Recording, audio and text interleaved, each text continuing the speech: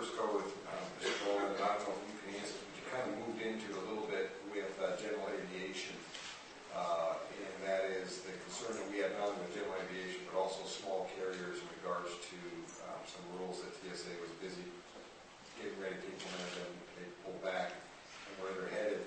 Can you give some commentary about, I like to always describe Alaska, we're rural, but we're extreme rural in a lot of ways, and the rules that TSA may lay down will dramatically impact the commerce that occurs in rural Alaska. And I don't know if you have any comments that you want to make. I know most of what you all do is commercial, but I'm just curious if you have some commentary.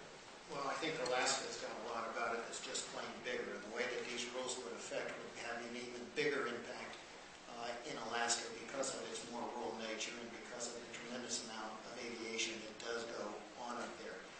But I think the fundamental issue is trying to help them understand that general aviation operations are unique. And this is something that the FAA has always understood.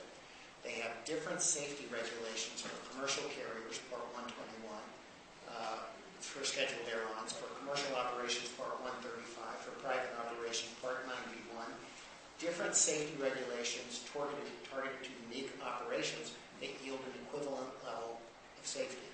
We want the same thing in the security field, where we have targeted regulations for the specific type of industry and the specific type of operation. The type of operation that would be a regulation that would make sense for a city bus would be different from a company's own passenger van or delivery truck. And we're trying to help make that work together, and I think we are making some progress there. You take my next question. Do you think there's some progress occurring in that arena? I do. There seems to be an openness to dialogue that is encouraging.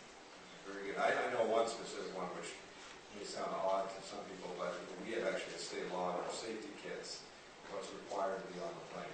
One of the requirements is you will have a firearm on that plane because of the hunting and other activities that are a commercial endeavor. That if you're trapped out there, right. You know, I actually joke with the TSA personnel. I'll take our safety kit, you take yours and see who comes out, because I think we will survive. But I think but you feel there's some progress. I do, and you're touching on it. Prohibited items list makes sense when you are flying commercially, you are opening yourself up to the general public. It is different if you're flying in a separate operation. So we have in the prohibited items list proposed by the TSA, a tool company could not take tools on their airplane. You couldn't take a gun on the airplane, and in Alaska it's required for survival reasons. So we're just walking through exactly what the operation is, what's been proposed, and different ways, alternative ways, we can ensure that general aviation is every bit as secure as any other industry in the United States. Very good. Thank you. Thank you for your comments about the next gen. We are that we see the value of this. And I think all of you, if I'm wrong about this comment, just acknowledge it. But what I hear, and I've heard over and over again, this can be accelerated.